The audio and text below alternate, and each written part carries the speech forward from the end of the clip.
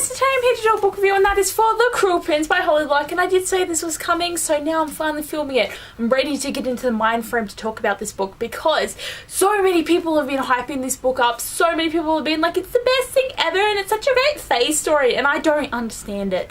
I honestly do not understand it, and I don't want to be rude, but like honestly, it's so many issues with this book that I just can't stand.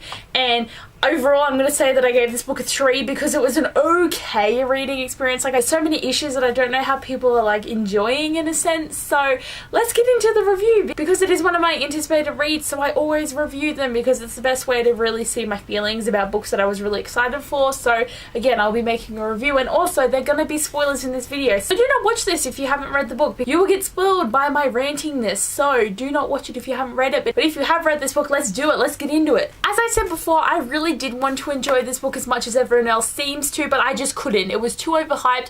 I didn't understand why everyone was loving this. It was just like, I couldn't even. Like, I literally could not even. This book was literally so boring. Like, literally nothing happened. Like, where was the plot? Where was the story? Where was the excitement? Like, even though this book was divided into book 1 and book 2, book 1 was so boring and book 2 was just a little bit better. But you know what? Book 2 starts at page 240 something, so that's a long time for someone to read a book for it to get good. So I just hated that. That's just so boring. And like, it's so boring, yet there was so much detail going into every little aspect and thing that someone had to do. Like, they went into so much detail about walking to the bathroom and then walking to the kitchen, then walking to the bedroom, then having a dream, and then walking in the forest. And there was so much walking in the forest, and I'm like, I don't even care. Like, yes, it's beautifully written, first person, it's really nice, but just there's too much going on there when there is no plot. Jude was an okay character. Like, she's pretty fierce and got a lot of skill with the knives and all that, and I really enjoyed reading about how she got out of certain situations. And she knows a lot about the way of the Fae and how to act and to make sure she doesn't get hurt, even though she sort of starts not acting the right way. But it did get really annoying how she had to keep going, I'm so strong and amazing that I'm going to compete in this tournament and be so cool, and like, I'm human in the world of Fae and I'm going to be the awesome one. And I'm like, girl, I got so old. So we understand you want to be powerful and brave, but just get over it. You are a human,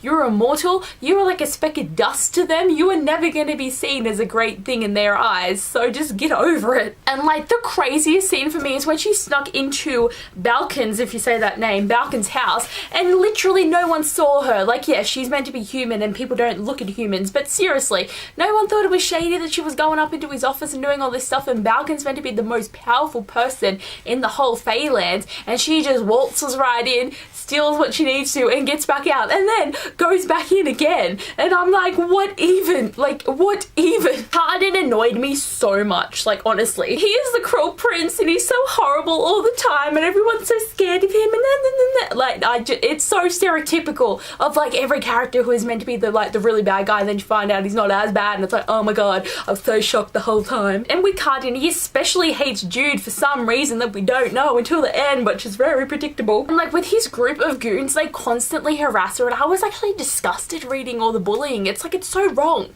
Like, the way they treated her and the fact that she nearly died a couple of times, and just so much torment and harassment, and they practically assaulted her sometimes, and I'm just like, it was just horrible to read. Like, I hate bullying because like, I went through that when I was younger, and actually having to see it written in a book to be a plot point, I was like, heck no, heck to the no. The way Carden acts is just abusive, and like, oh, he only acts like that because he likes her and he doesn't want to like her, and the relationship is just so stupid. But like, I just hated that whole it's like, when a boy hurts you, he actually loves you, and I'm just like, My other issue with this book is literally everything is so predictable. I predicted every little thing that happened. Nothing shocked me at all, and I'm just sitting there going, that's about to happen, that's about to happen, that's about to happen, and I'm like, damn it, I know what's going on. Have I read too many books that I just pick up on these plot points all the time? I don't know. Right, so when Jude started to have moments with Locke, I did not trust him. Like, you don't trust the Fae. They're not going to be nice to you. He was obviously had some ulterior motive, and I was like, I'm waiting for something to happen here. And then when his sister Taryn, if that's how you say her name, was like, someone's going to propose to me at the coronation and I can't tell you who it is. I'm just like, boom, it's Locke. Like, obviously,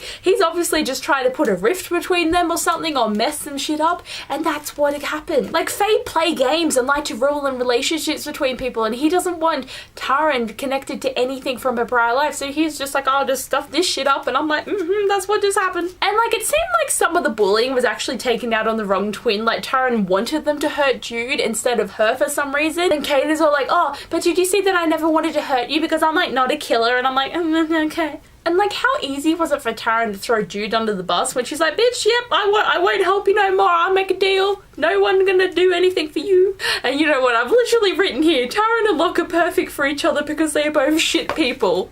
I'm so nice. I wrote this about a week ago and I still stand by that. But they are perfect because they're just sneaky little bastards. And the fact that Oak is actually the king's son, so he can actually crown the next prince, and he's actually a royal, and it's meant to be this big plot thing, but like really, these are all the hints that were there. So when talk started on Locke's mother Lyropope getting poisoned and dying 7 years ago, and Oak is 7 years old, connection between Lyropope and Oriana, which is Jude's stepmother who has been raising Oak, so another hint. Adok helping Balkan kill Dane, another hint. But Dane actually was with Locke's mother, who then had Oak, so he wants to kill Dane's because he tried to kill the baby at some point. And the fact that Oak is so sweet and sickly and can't run around and do anything because he's so sick, obviously because he got poisoned as a baby. But all this stuff was connecting to the fact that Oak was going to be this kid. It's just like, obviously Oak is going to be this kid, and it happened. And now Balkan's like, oh, he's going to challenge my brain now probably, so I'm going to go kill him. And now everything happened at the end of the books, but actually got really intense at the end, and I was like, thank God something's finally happening. The whole scene with Balkan staging the coup against Dane was so stupid because like their dad died, Dane died, the three sisters died, a mistress died, everyone died, and no one even wants Balkan to be the king because it's like you don't win it by killing everyone, you win it by getting chosen, so no one wants to be there for him, and now he has no one to give him the crown. So he has staged this whole coup and pretty much ruined his whole image and idea of actually being king in the future. So I was just like, why are you so stupid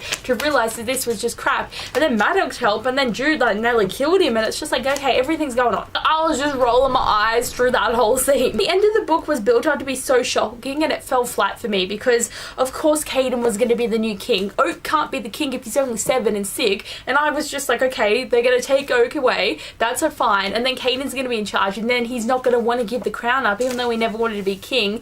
And now that Jude can like control him for a year, she's going to have to figure some crap out, but it's just like, obviously Caden's going to be in charge. And then the next book when Val can come in and trying to fight and do some more stuff, and I'm just like, what even? And there's still 2 more books, so there's going to be more stuff happening, and it's probably all going to be predictable again, like I don't even know. My favorite thing about this book was that there was diversity with Vivian having a human girlfriend, and I was so happy because like Vivian is a great character and we didn't see her very much, but just the fact that there was that little tiny snippet of diversity and she wants to live in the human world and be with a girlfriend, and it was great. Like honestly, I wanted their relationship to just be the main focus of this book, but it sadly wasn't. But at least she's got Oak now and she can protect him and keep him safe, and I was just like, yes. I actually like the fact that like the human, like we had the modern human world where the girls were originally from, and then we had the fairyland, even though we were in for the fairylands for most of the book. I liked having the contrast between the 2 worlds there because it just like, it was familiar to us and it was unfamiliar to us when we went into the new world. So that was an aspect of this book that I really did enjoy, even though we didn't get to see the human world much. But like the Fae world really was beautiful, and the descriptions of it sometimes were good, but sometimes a bit too long. So